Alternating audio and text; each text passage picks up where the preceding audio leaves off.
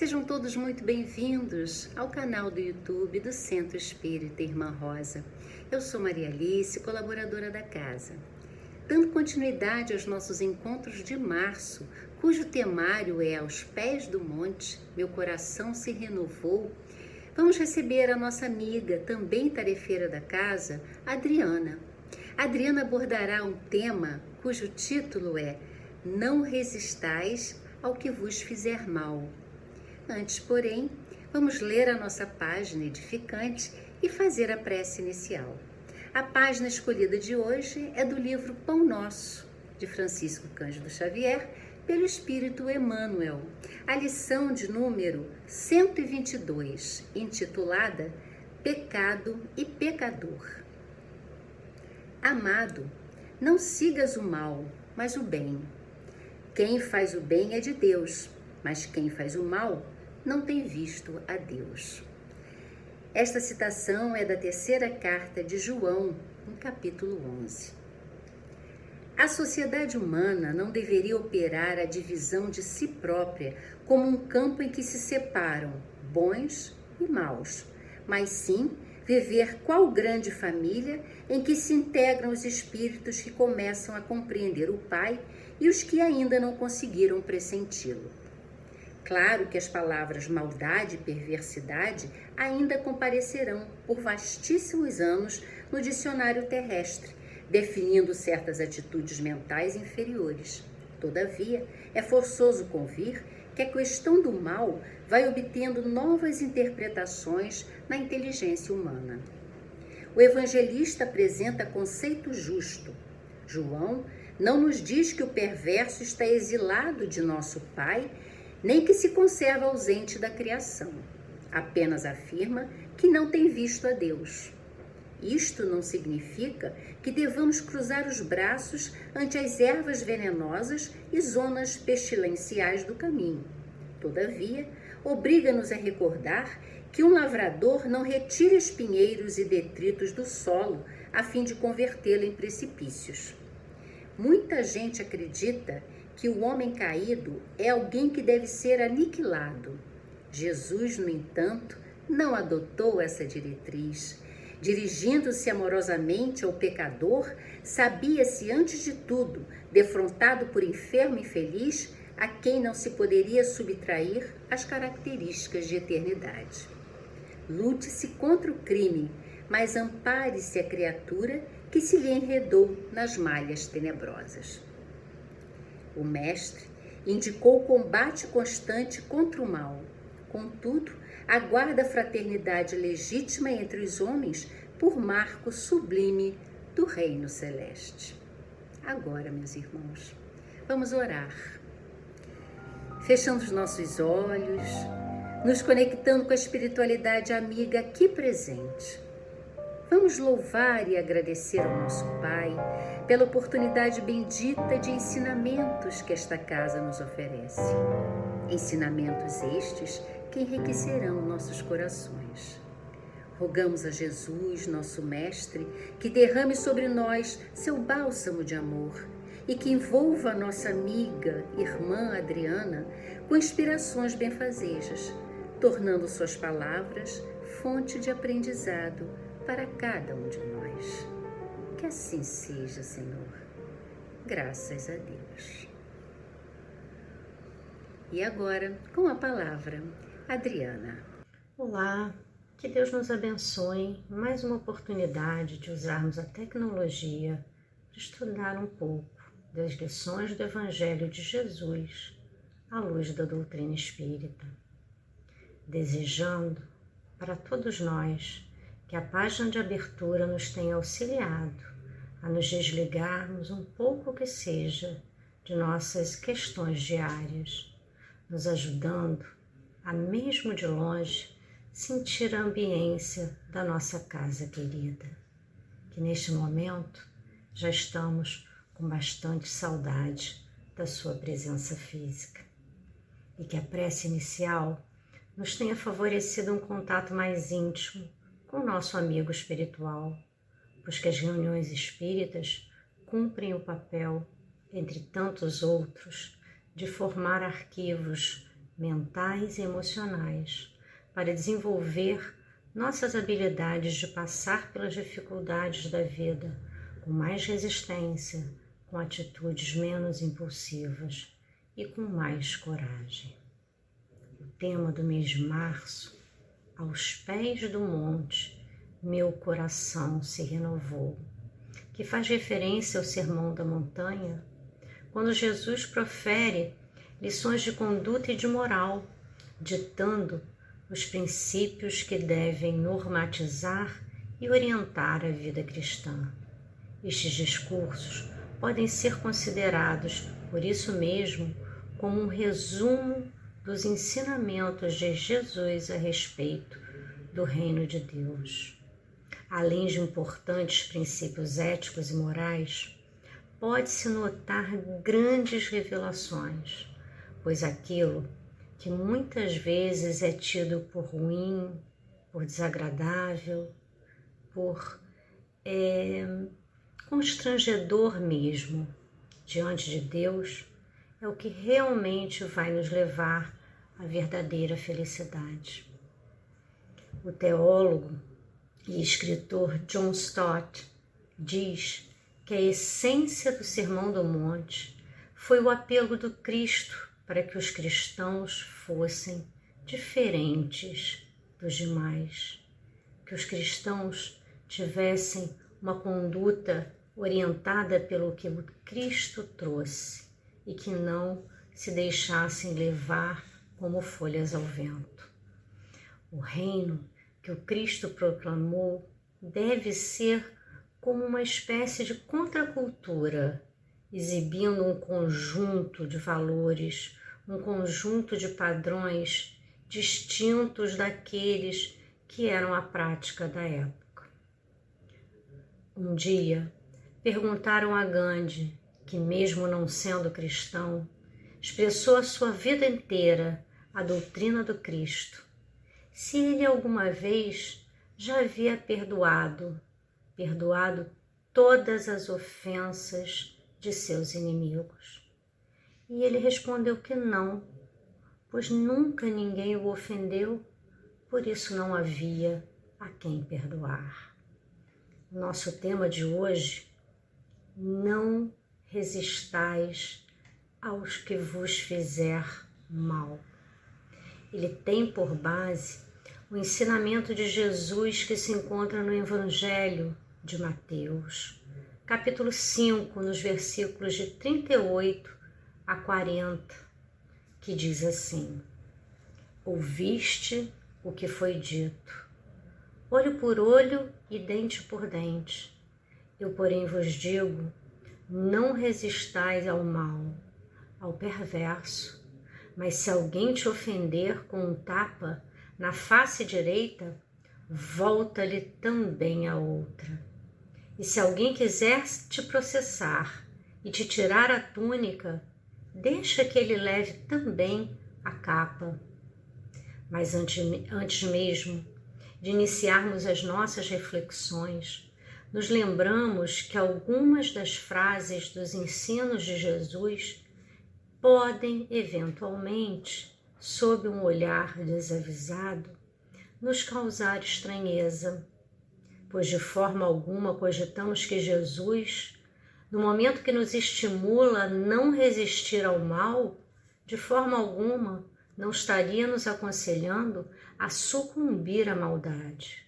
O sentido da lição está em não combater a força com a força. Na verdade, Jesus está fazendo prevalecer a não vingança, a não violência pessoal, ensinando que a justiça com as próprias mãos não é aceita por Deus. A lei, trazida por Moisés, prescrevia olho por olho, dente por dente, e se encontrava em harmonia com a época em que viveu Moisés.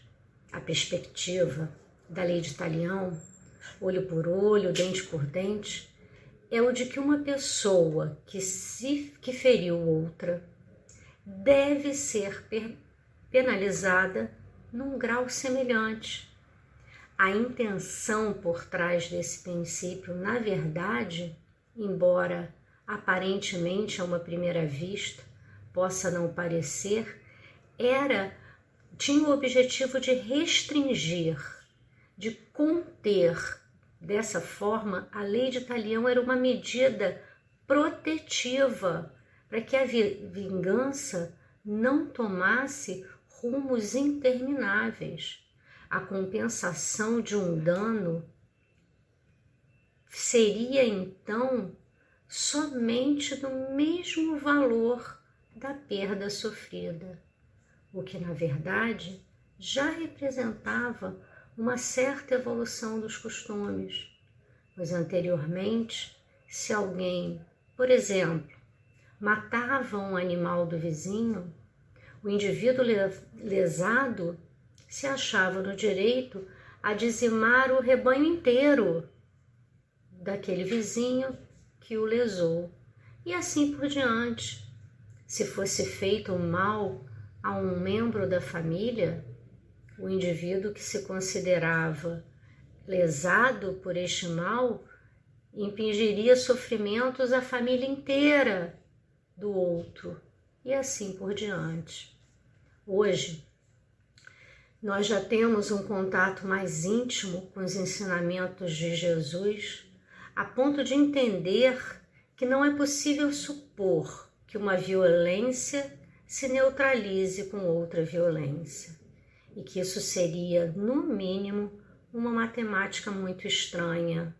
Se alguém me arranca um olho ou me quebra um dente, e eu lhe arrancar também um olho ou lhe quebrar um dente, em tese estaríamos quites, porque eu cobrei do meu devedor uma dívida.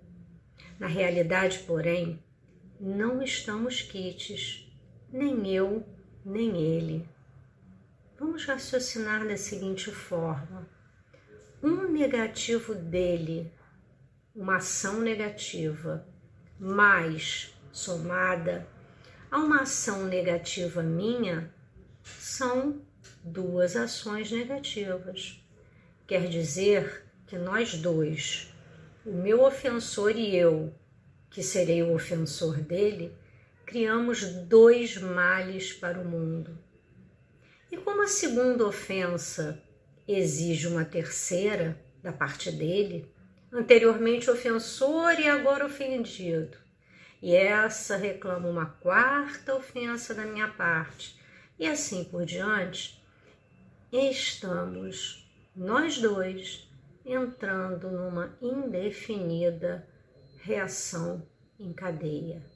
E é claro que nós dois vamos piorando o mundo cada vez mais, o enchendo de negativos e mais negativos, levando a todos, por um efeito, a embarcar nessa vibração, nessa psicosfera que não nos promove, nem a mim, nem aquele que ora foi meu ofensor, ora foi ofendido por mim, e nem aos demais que estão ao redor, e nem mesmo a psicosfera do nosso planeta. Veio Cristo e nos disse retribuir o mal com o bem, afirmando que o negativo, na verdade, só se neutraliza pelo positivo, ou seja, que o mal só se neutraliza pelo bem, e que o progresso evolutivo da humanidade é pelo processo de, em primeiro lugar, não resistir ao mal, e, em segundo lugar, de opor o mal com o bem. O meu positivo, oposto ao negativo do meu ofensor, há de neutralizar essa ação. E o resultado? Muito mais feliz do que um somatório de ações negativas, não significando, entretanto, que a atitude requisitada por um crime seja a atitude da indiferença, e sim a do bem ativo, enérgico, vigilante, operoso, que vai impor uma renovação de atitudes. Jesus implanta um modelo de relacionamento novo para aqueles seus contemporâneos. E todos nós que embarcarmos no processo reencarnatório a partir daí. Com ele, a generosidade e o verdadeiro amor passam a ter vida, saem da teoria. No mundo egocêntrico, onde todos procuram os seus interesses pessoais, inclusive a vingança, surge um modelo que sinaliza a possibilidade da paz nas relações humanas. E nesse momento, nos lembramos da questão 632 do Livro dos Espíritos, onde Kardec pergunta à espiritualidade: estando sujeito ao erro, não pode o homem enganar-se na avaliação do bem e do mal e crer que pratica o bem enquanto na realidade pratica o mal? E os espíritos respondem de forma simples, curta e objetiva. Jesus disse: vede o que quereríeis que vos fizesse ou não vos fizessem. Tudo se resume nisso. Então não vos enganareis. Mas, continuando, no capítulo 5, nos versículos que se seguem do Evangelho de Mateus, Jesus não diz apenas: não resistais ao perverso. Ele diz ainda: se alguém vos bater numa face, apresentai-lhe a outra. Jesus chega a limites profundos. Tal ensinamento nos leva a pensar em ir além de um simples esquivar-se da vingança.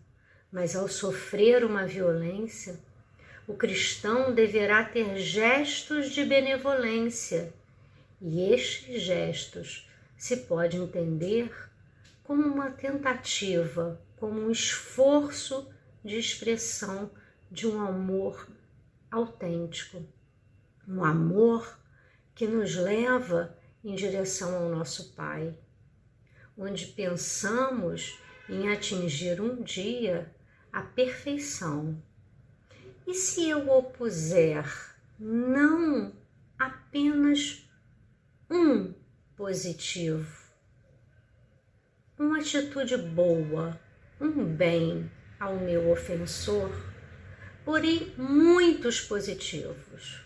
Vamos dizer que, por exemplo, a uma atitude negativa eu ofereça 10 positivas.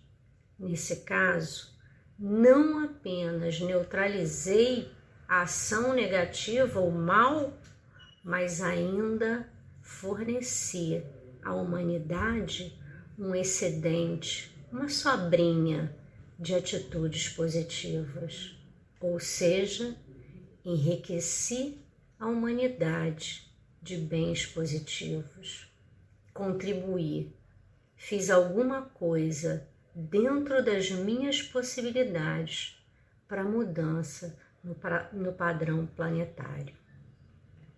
Entendendo esses preceitos espiritualmente, não materialmente, e no campo da individualidade, ainda que nada eu pudesse fazer para retribuir a ofensa com um benefício, minimamente ainda me resta fazer uma prece em favor daquele que não sabe que quem faz o mal a si mesmo. E aí percebemos que Jesus, em nenhum momento, pretende banir a defesa, a autodefesa, mas sim condenar a vingança, significando a expressão oferecer a outra face, não só uma mudança da paisagem, não só uma ação positiva diante da negativa, mas também que o homem deve aceitar com humildade tudo aquilo que possa contribuir para lhe conter o orgulho, que mais vale, mais nos serve, mais nos é útil ser ofendido do que ofender. Mais nos vale suportar com paciência uma injustiça do que praticar a injustiça. Que mais vale ser enganado do que ser o enganador. Mais vale ser arruinado do que arruinar. Na vida de relação, ou seja, na prática, como tolerar as ofensas? É tão bonito no discurso, é tão inspirador, mas isso nos causa muita dúvida. Como fazer? Como atingir? Como chegar ao ponto de conseguir perceber que mais nos vale isso do que aquilo? Somente a vida, somente pautando a nossa existência, entendendo, percebendo que a fé na vida futura e na justiça de Deus pode dar ao homem, pode nos dar forças para suportar com paciência esses golpes que vêm machucar, ferir os nossos interesses e o nosso amor próprio. E aí nós vamos dar um pulinho lá no Evangelho segundo o Espiritismo, que vem nos dizer exatamente isso. Lançai para diante o olhar. Quanto mais vos elevardes pelo pensamento acima da vida material, tanto menos vos magoarão as coisas da terra. Significando que o peso que nós damos às ofensas, às perdas materiais, aquilo que nos fere o orgulho, mais ficaremos distantes de enxergar a vida no plano espiritual.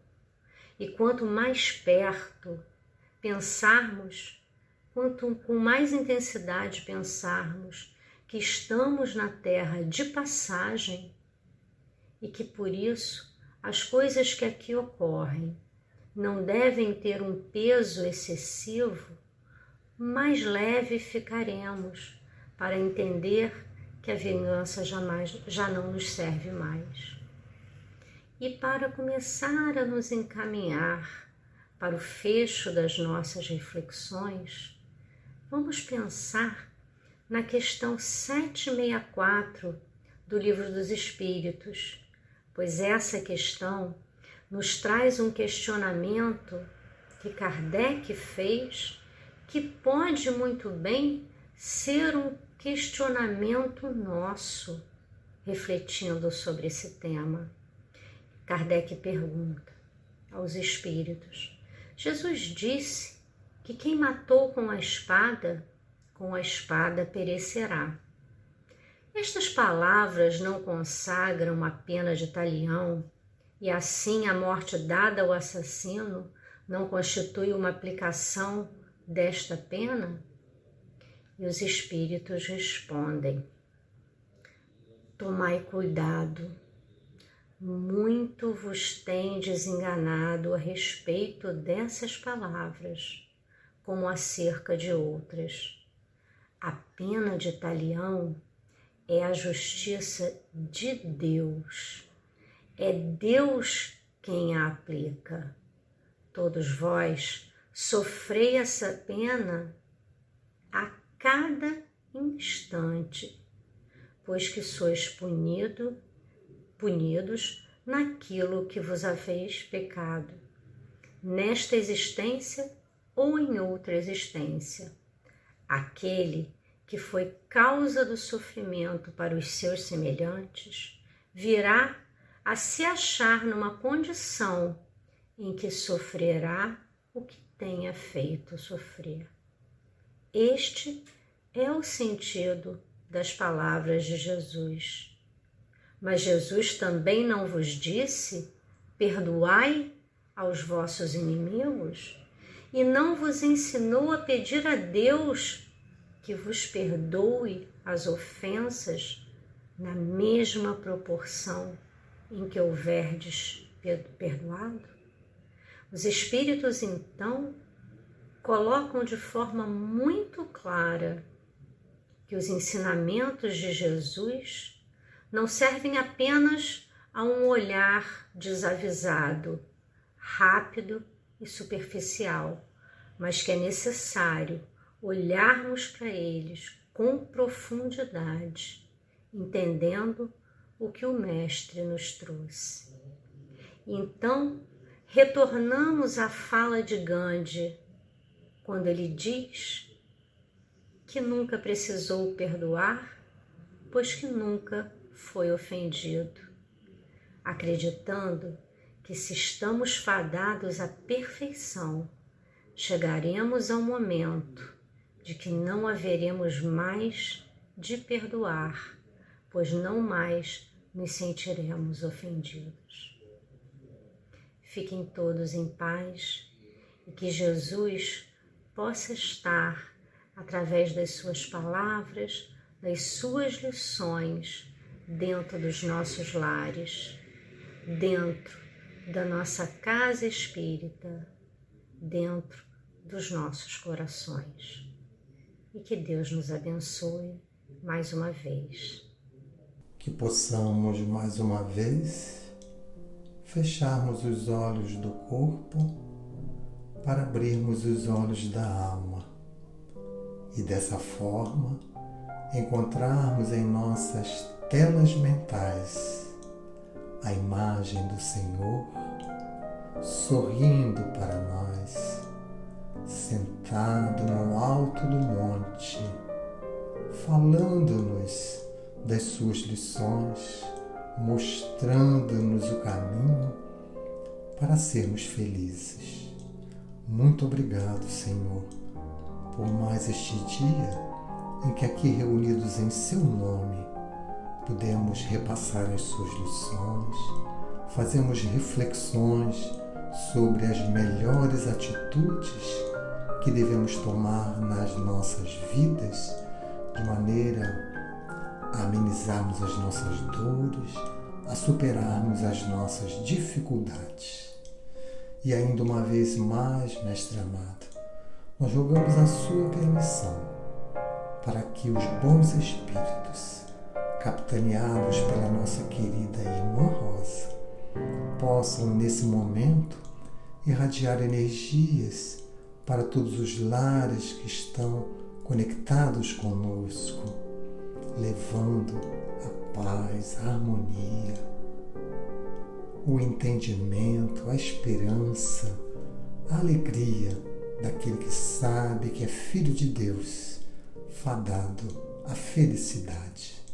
E rogamos ainda, por fim, Senhor, que esses bons espíritos possam magnetizar as águas que estão agora ofertadas e que possamos nós, ao ingerirmos esta água, elevarmos o nosso pensamento ao alto em gratidão pelo muito que temos recebido. Muito obrigado, Jesus, muito obrigado, Irmã Rosa. Abençoa-nos, protege-nos mais esta vez. Que assim possa ser, com a graça do bom Deus. Graças a Deus.